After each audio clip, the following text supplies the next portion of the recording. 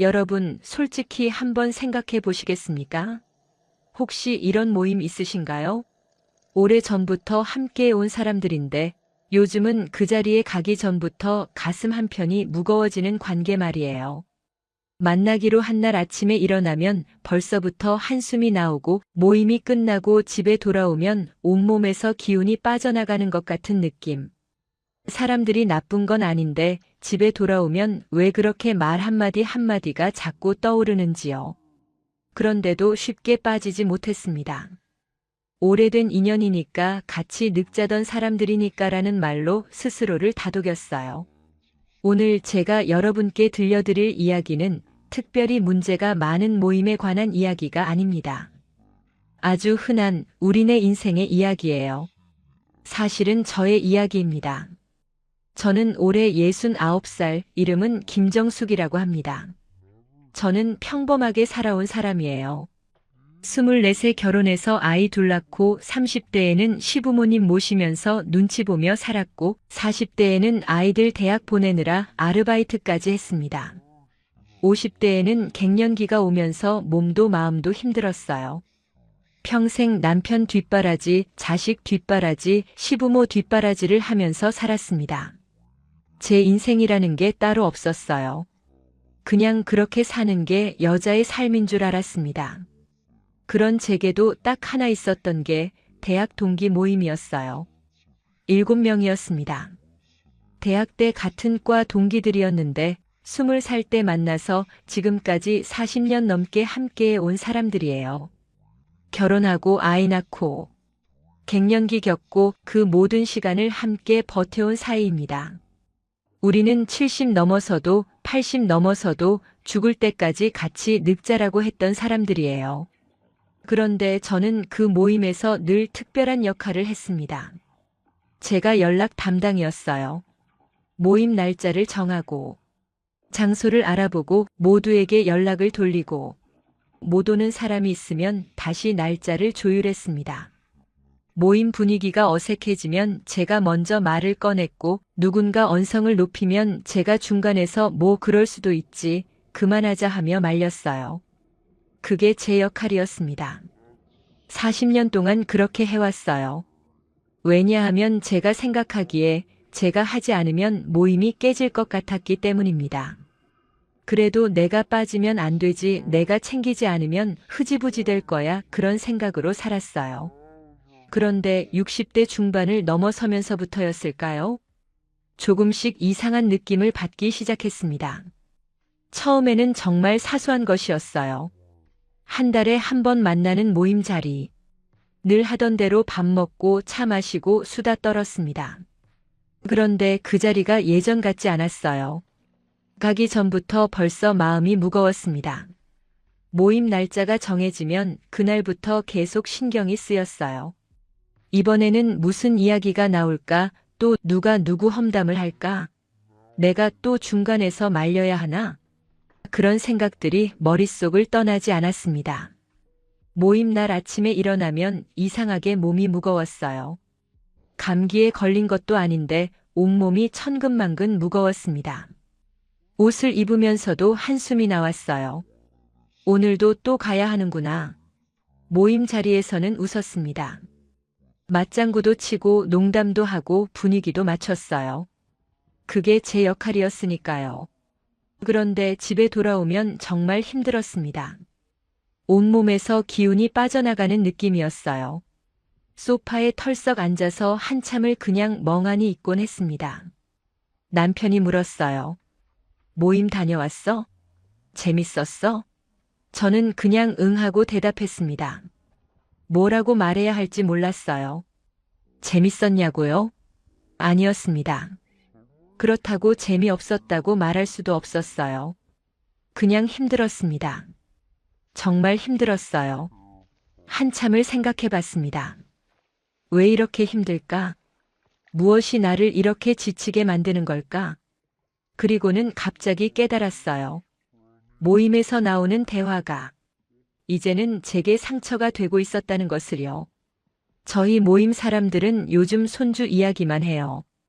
우리 손주는 말이야 벌써 피아노를 친다니까, 우리 손주는 영어 유치원 다니는데 발음이 원어민 같아 그런 이야기들이에요. 저는 아직 손주가 없습니다. 큰아이는 결혼을 하지 않았고 작은아이는 결혼은 했지만 아직 아이 계획이 없다고 해요. 그런데 모임에 가면 꼭 누군가가 물어봅니다. 정수가, 너는 손주 언제 보게 될 것 같아? 그 말이 그냥 궁금해서 물어보는 말인 건 알아요. 하지만 제게는 상처였습니다. 너는 아직도 없구나. 너는 뭐가 문제야? 그런 시선이 느껴졌어요. 남편 이야기도 많이 나왔습니다. 우리 남편은 요즘 등산 다니면서 건강해졌어. 혈압도 정상이고 우리 남편은 요리도 배우고 있어. 요즘 남편들은 달라야 해. 하지만 친구들 남편과는 달리 저희 남편은 등산을 못 가요. 무릎이 좋지 않습니다. 요리도 하지 않아요. 평생 한 번도 해본 적이 없습니다. 그런데 그런 이야기를 듣고 있으면 괜히 저희 남편이 부족한 사람처럼 느껴졌어요. 정수가, 너희 남편은 아직도 소파에만 앉아 있어? 그 말을 듣고 집에 오면 남편에게 괜히 짜증이 났습니다. 조언처럼 들리는 말도 많았어요.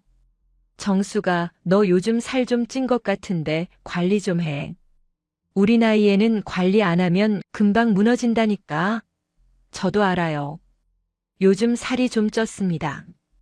그런데 무릎도 아프고 몸도 힘들어서 운동을 못하는 거예요. 그런데 그 말을 듣고 나면 제가 게으른 사람 같았습니다. 머리 스타일 좀 바꿔봐. 정수가 너무 촌스러워. 옷 좀 밝은 색으로 입어봐. 너무 칙칙해. 그런 말 한마디 한마디가 조언이라는 건 알지만 제게는 평가로 들렸어요. 너는 그것도 모르냐?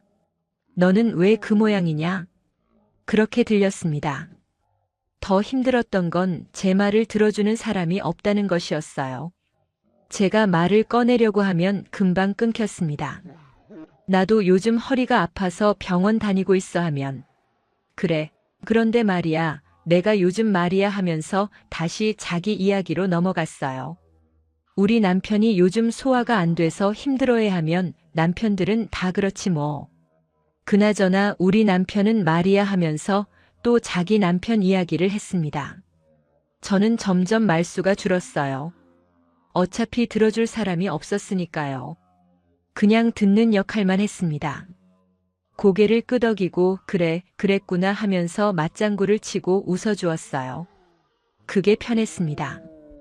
그렇게라도 해야 모임이 유지되니까요. 모임이 끝나고 집에 돌아오면 정말 힘들었어요. 온몸에서 기운이 빠져나가는 느낌이었습니다. 마치 누군가가 제 몸에서 에너지를 다 빼간 것 같았어요. 저녁 준비를 해야 하는데 몸이 움직여지지 않았습니다. 그냥 소파에 앉아서 한참을 멍하니 있었어요. 마음도 힘들었습니다. 내가 뭔가 잘못했나? 내가 왜 이렇게 예민하게 구는 걸까? 나만 이상한 건가? 그런 생각들이 머릿속을 맴돌았어요. 밤에 잠을 자려고 누우면 낮에 들었던 말들이 자꾸 떠올랐습니다. 손주는 언제 보게 될 것 같아? 너희 남편은 아직도 소파에만 앉아 있어? 너 요즘 살 좀 찐 것 같은데? 그 말들이 머릿속에서 계속 맴돌았어요. 그러면 잠이 오지 않았습니다. 눈을 감아도 그 목소리들이 들리는 것 같았어요. 가장 힘들었던 건 이런 마음을 갖는 제 자신이 너무 나쁜 사람처럼 느껴진다는 것이었습니다. 40년을 함께한 사람들인데 내가 왜 이러지? 내가 너무 예민한 걸까? 나이가 들어서 감정이 이상해진 걸까? 그런 생각이 들었어요. 그리고 무엇보다 두려웠던 건 이 나이에 모임 하나 없으면 정말 초라해 보이지 않을까라는 생각이었습니다. 60대 후반이면 자식들도 다 독립했고 남편은 남편대로 바쁘고 주변 사람들도 하나둘 줄어드는 시기예요. 그런데 친구 모임마저 없으면 정말 혼자가 되는 게 아닐까? 명절 때 누구와 만나고, 생일 때 누가 축하해주고, 힘들 때 누구에게 하소연하나? 그 두려움이 있었습니다. 그래서 저는 계속 나갔어요. 가기 싫어도 힘들어도 모임 날짜가 정해지면 빠지지 않고 나갔습니다. 그래도 같이 늑자던 사람들이잖아. 40년을 함께한 사이인데. 나까지 빠지면 너무 이기적인 거 아닐까 그런 생각으로요. 내가 그만두면 배신하는 것 같아. 인정 없는 여자가 되는 것 같아. 사람 없는 여자로 보일 것 같아. 그런 두려움이 저를 붙들고 있었어요. 그렇게 1년, 또 1년이 흘렀습니다. 그러던 어느 가을날이었어요. 또 모임 날짜가 잡혔습니다. 단체 대화방에 메시지가 왔어요. 정수가 다음 주 금요일 어때? 장소 좀 알아봐줘. 늘 하던 대로였습니다. 제가 날짜를 확인하고 장소를 알아보고 모두에게 연락을 돌리는 것. 그런데 그날 갑자기 손이 움직여지지 않았어요. 답장을 해야 하는데 손가락이 움직이지 않았습니다. 한참을 휴대전화를 들고 있다가 그냥 내려놨어요. 다음 날도 답장을 하지 않았습니다. 그 다음 날도요. 그러다 누군가가 다시 물었어요. 정수가 괜찮아? 요즘 바빠? 저는 그때 이렇게 답했습니다. 응, 요즘 좀 바빠서. 이번 달은 패스할게. 그게 시작이었어요. 한 달을 쉬고 나니 다음 달에도 가기가 싫었습니다. 다음 달은 꼭 나가야지 하는 마음이 생기지 않았어요. 그래서 또 이번에도 좀 힘들 것 같아 하고 빠졌습니다. 그렇게 한 번, 두 번, 세 번. 처음에는 사람들이 전화도 하고 문자도 보냈어요. 무슨 일 있어? 왜 이래? 우리가 뭘 잘못했어? 저는 그냥 아니야, 괜찮아. 그냥 요즘 몸이 좀 안 좋아서 하고 얼버무렸습니다. 싸우고 싶지 않았어요. 설명하고 싶지도 않았습니다. 설명해봤자 이해받지 못할 것 같았어요. 그렇게 한 달이 지나고 두 달이 지나고 1년이 지났습니다. 마지막으로 사람들을 만난 날이 있었어요. 오랜만에 나간 자리였는데 그날도 똑같았습니다. 손주 이야기, 남편 이야기, 누군가에 대한 험담, 제 이야기는 들어주지 않는 분위기. 저는 그 자리에 앉아서 생각했어요. 아, 나는 여기 있으면 안 되는구나. 집에 돌아오는 길이었습니다. 버스를 타고 창밖을 바라보는데 이상한 감정이 들었어요. 눈물이 핑 돌고 마음이 허전했습니다. 40년을 함께한 사람들인데 이렇게 끝나는 게 맞나 싶었어요. 내가 너무한 건 아닐까? 사람들도 속상해하겠지. 그런 생각도 들었습니다. 하지만 동시에 아주 살짝 분명한 안도감도 느꼈어요.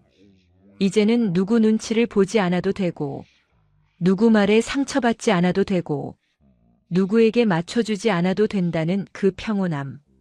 저는 생각했습니다. 이건 외로움일까? 아니면 내가 처음으로 숨을 쉬는 느낌일까? 그렇게 1년이 지났어요. 제 삶에 드라마 같은 변화가 생긴 건 아닙니다. 새로운 친구를 많이 사귄 것도 아니고, 갑자기 행복해진 것도 아니에요. 하지만 분명히 달라진 게 있었습니다. 주말 아침이 달라졌어요. 예전에는 주말만 되면 이번 주에는 모임이 있나?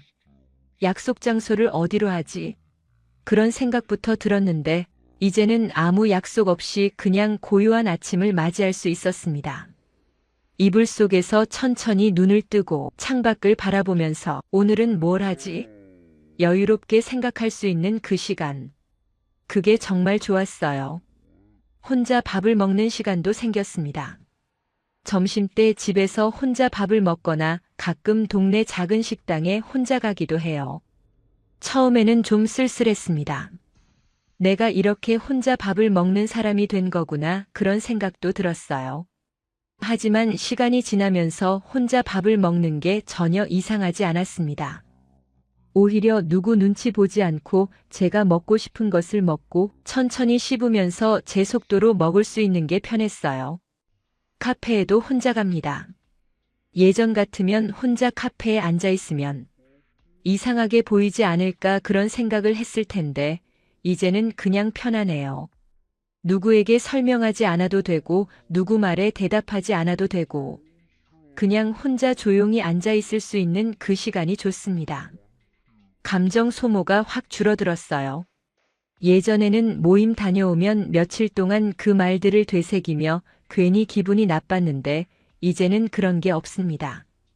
저녁에 잠자리에 들 때도 마음이 편안해요. 아무 일도 없었던 평범한 하루, 아무도 저를 평가하지 않았던 하루. 누군가의 말에도 상처받지 않은 하루. 저는 요즘 그냥 그게 너무 좋습니다. 가끔은 혼자 웃어요. 물론 모든 게 완벽해진 건 아니에요. 가끔 예전 사람들 생각이 납니다. 특히 명절이나 제 생일 같은 날에는 옛날에는 사람들이 축하 문자를 보냈는데 하는 생각이 들어요. 그리울 때도 있습니다. 옛날 사진을 보다가 모임 사진을 보면 그때는 참 좋았는데 하는 마음도 들어요. 하지만 다시 돌아가고 싶은 마음은 전혀 들지 않아요. 왜냐하면 저는 기억하기 때문입니다. 그때 제가 얼마나 힘들었는지를, 모임에 가기 전부터 숨이 막히던 그 느낌을, 집에 와서 소파에 털썩 앉아서 한참을 멍하니 있던 그 시간들을, 밤에 잠을 이루지 못하던 수많은 그날들을, 그걸 다시 겪고 싶지는 않습니다. 그래서 그리워도 그냥 그리운 채로 둬요. 좋은 기억만 간직하고 힘들었던 기억은 놓아주고 그렇게 살아가는 겁니다. 요즘 저는 이런 생각을 해요. 나는 평생 책임지고 살았구나. 가족에게도 시부모님에게도 모임 사람들에게도 늘 제가 책임지고 제가 챙기고 제가 분위기를 맞추었습니다. 그게 여자의 역할이라고 배웠고 그렇게 사는 게 당연한 줄 알았어요. 하지만 60대 후반이 되어서야 깨달았습니다. 책임지는 것과 제 마음을 다치게 하면서까지 참는 것은 다르다는 것을, 관계는 평생 유지해야 하는 의무가 아니라는 것을, 여자에게도 관계를 정리할 권리가 있다는 것을요. 조선시대 학자 정약용 선생이 이런 말씀을 하셨습니다. 벗이란 서로의 덕을 북돋워주는 사이여야 한다. 서로를 해치는 관계라면 멀리함이 옳다. 저는 이제 그 말의 의미를 알 것 같아요. 친구라고 해서 무조건 평생 함께 가야 하는 건 아니구나. 서로 상처를 주는 관계라면 아무리 오래되었어도 놓아줄 수 있어야 하는구나. 나이가 들수록 중요한 건 관계의 숫자가 아니더군요. 마음이 편안한 관계가 중요한 겁니다. 많은 친구가 아니라 서로를 존중하는 한두 명의 관계. 아니면 아예 혼자여도 괜찮아요. 혼자 있는 게 외롭지 않으면 그게 진짜 평온입니다. 프랑스 작가 앙드레 지드가 이런 말을 했습니다. 나를 해방시키는 것은 다른 사람의 승인이 아니라 나 자신에 대한 이해다. 저는 이제 그 말이 무슨 뜻인지 알 것 같아요. 제가 모임을 떠난 건 친구들이 나빠서가 아니에요. 저 자신을 이해하고 제 마음을 지키기 위해서였습니다. 남들이 뭐라 하든 저는 제가 편안한 삶을 선택할 권리가 있어요. 그게 이기적인 게 아니라 저를 사랑하는 방법이라는 걸 이제는 압니다. 제가 더 행복해진 건 아니에요. 다만 비로소 편안해졌습니다. 숨 쉬는 것처럼 자연스러운 하루를 살게 되었어요. 설명하지 않아도 되는 하루. 평가받지 않는 하루. 그냥 제가 저로 있을 수 있는 하루. 여러분에게도 오래되었지만 숨이 막히는 모임이 있으신가요? 가기 전부터 한숨이 나오고 다녀와서는 며칠 동안 그 말들을 되새기게 되고 밤에 잠이 오지 않는 그런 자리. 그런 자리가 있다면 한 번쯤 생각해 보셔도 좋을 것 같아요. 어쩌면 그 모임은 그만두어야 할 자리가 아니라 이제는 놓아도 되는 자리일지도 몰라요. 오래된 인연이라는 이유만으로 평생 붙들고 가야 하는 건 아닙니다. 여자에게도 선택할 권리가 있어요. 마음이 편안한 관계를 선택할 권리, 더 이상 다치지 않을 권리. 그리고 비로소 제 자신을 먼저 지킬 권리. 저는 이제 그걸 알고 있습니다. 여러분도 그 권리가 있다는 걸 기억하셨으면 좋겠어요. 관계를 정리하는 건 배신이 아닙니다. 나를 지키는 일이에요. 혼자가 되는 게 두려우실 수도 있어요. 하지만 혼자 있는 게 외로운 게 아니라 함께 있어도 숨이 막히는 관계가 진짜 외로움입니다. 마음이 다치지 않는 하루, 설명하지 않아도 되는 하루, 그냥 편안한 하루. 그런 일상도 괜찮아요. 아니, 어쩌면 그게 우리가 평생 꿈꾸어왔던 평온일지도 몰라요. 오늘 제 이야기가 여러분께 작은 위로가 되었으면 좋겠습니다. 여러분의 선택을, 여러분의 용기를, 여러분의 평온을 진심으로 응원합니다. 긴 이야기 끝까지 들어주셔서 정말 감사합니다.